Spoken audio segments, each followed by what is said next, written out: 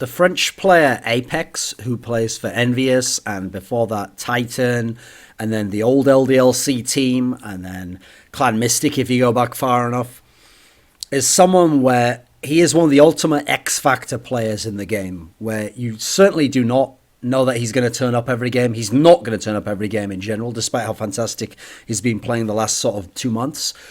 And it's the case that if he does, he's the guy where he's probably going to win you the game. I mean, famously, the mark roughly for apEX is if he turns up and has 25 kills, and most of them are on the T side, you almost certainly will win that map in EnVyUs. That's just been the way it's been throughout his whole career.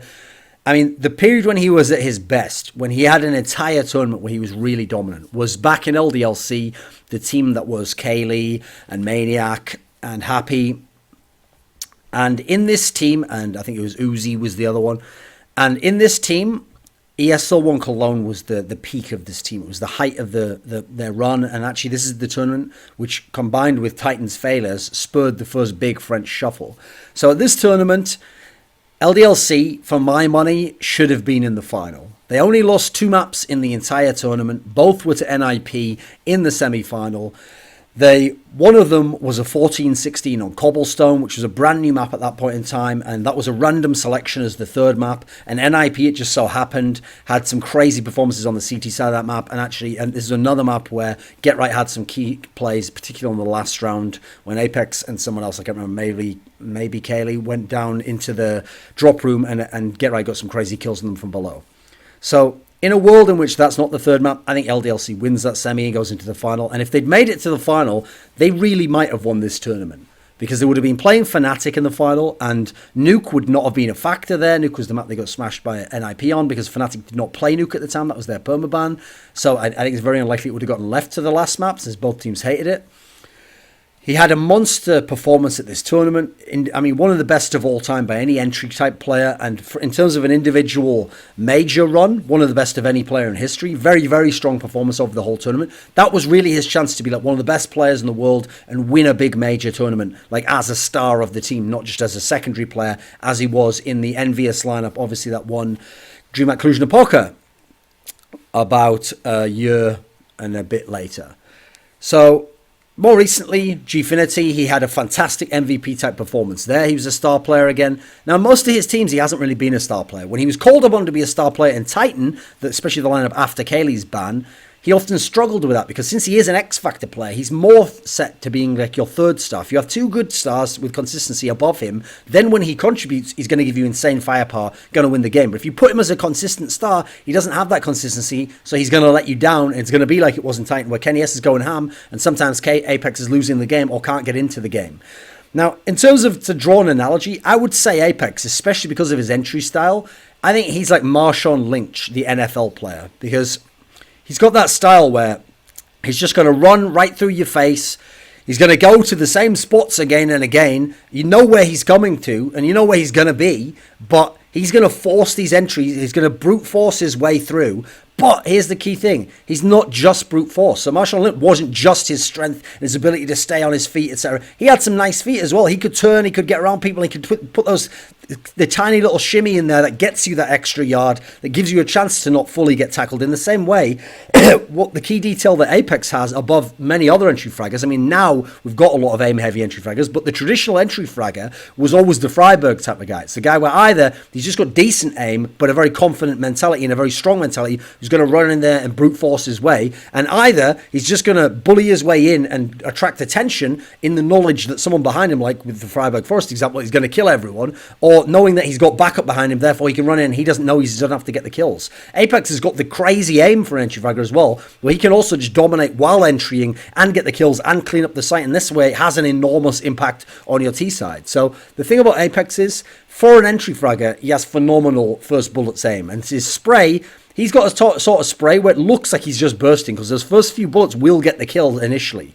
He's in God mode when he has that running for him. Like, his entrying is just some of the best we've ever seen in CSGO. And it allows him to get those 2 or 3 guys coming into a site where the normal entry would either just get 1 kill or would create the space. And as a result, apEX can take over a site himself, just alone when he runs in. I mean, his AK spray, very, very good. He's one of the best CZ players we've got of all time. Very sick with that weapon. he has these, especially because the way you have to play around the CZs, you have to get aggressive, you have to get in people's faces, have to be able to do bursts up close, etc. So it fits his style of play. And when he has those explosive, we're talking about 25 kill a game matches, 50 kills over a two-map best of 3 series. When he has those series, he's basically unstoppable. I mean, I've essentially almost never seen, I don't think I've ever seen Titan or EnVyUs lose one of those. I mean, in ESL1 Cologne 2015, he had a similar series against Virtus Pro. They win this one. At Star Series 14 in the group stage, he had a series like this against Fnatic, and that's part of why the EnVyUs guys won there, even though Fnatic was in God mode for overall winning all the titles, etc. Against Tempo Storm at DreamHack Malmo in the decider match, he had a series like this and got them out. The one time I can think of they had a series like that and lost was before all of that period of time. It was actually at Mad Cats Vienna in early 2013 in the round of 8 against ESC Poland, which was essentially what became Virtus Pro, but obviously didn't have Snacks, didn't have Bialy, etc. in it. It was Pasha, Neo Taz, and he lost once then, and that was a long time ago and in a much worse team overall. So one of the interesting things about apEX is, unlike a lot of his EnVyUs teammates, this guy works hard. He practices, he tries to improve, he wants to win as well. As in, it's not enough for people to say they want to win. His actions display that he wants to win. His mentality displays that he wants to win. He has a strong drive to want to win and to put all his effort in, which a lot of those French players, particularly the EnVyUs players, don't actually. They don't display that in a lot of cases. They seem very nonchalant, they seem very ambivalent, and they seem like they don't are that bothered when they lose, and they don't put in the effort to improve and to keep their level higher all times. Not all of them do that, I'm afraid. Unfortunately, apEX's downfall is he has not a weak mentality, but he has a fragile mentality. And the key difference I'm pointing out there is it's not that he just has a weak mentality and he doesn't get. He has a mentality which can be strong, but it's fragile in as much as when he gets psychologically crushed, when it's not working, when he doesn't have follow-up, and when no one else in the team is doing anything, add in if they're not practicing, etc. Then when he's down in a game, he is a guy where he can get psychologically, the burden can be too much, and that can wreck him, not necessarily his skills so much. The downside, I mean, his downside's obvious. I wrote an article, I'll link it in the description box below, which was about like the fact that in some ways I put him as like the best bad player or something, because his style of play was so erratic and so risk heavy in Titan that when it worked, it looked fantastic and he could win the game for you, but when it didn't, you felt like he'd also cost you the game. Now, the problem he has as a player is because he has that fragile mentality and he's so emotional and needs his confidence to be high.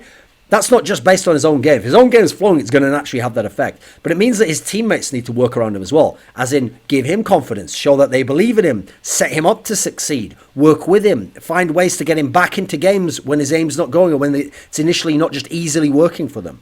Because I think he's a guy where when his game isn't flowing in that sense, you need to do kind of like what Sean Gers talked about using with Shroud in the past to get his confidence up. You got to move him around. You got to give him easier kills somewhere else. You can't just put him as the brute force area every time when it's not working and make him just be the guy who's getting killed initially early on and crushing his confidence even further. He's the guy where he really needs to know he has follow-up when he goes into a site so that he doesn't have to get the kills, but therefore if he does, then he knows he probably wins the round outright for you. And he's also a guy where you can't just kind of leave him out on his own, because we've seen some of the times he has, except for ESL1 Cologne, when he gets left out on his own, he doesn't feel like he has that follow-up, etc. Like in the latter days of Titan, that's where his performance really drops off, and then you see him just become an average pro player, whereas obviously he's never going to be a consistently great player, but he has those streaks where he is at this insane ceiling, one of the highest that we've seen in CSGO. And that's why there always will be an apEX factor in his teams. And if you construct a team correctly, the apEX factor will win you games and potentially win you major titles.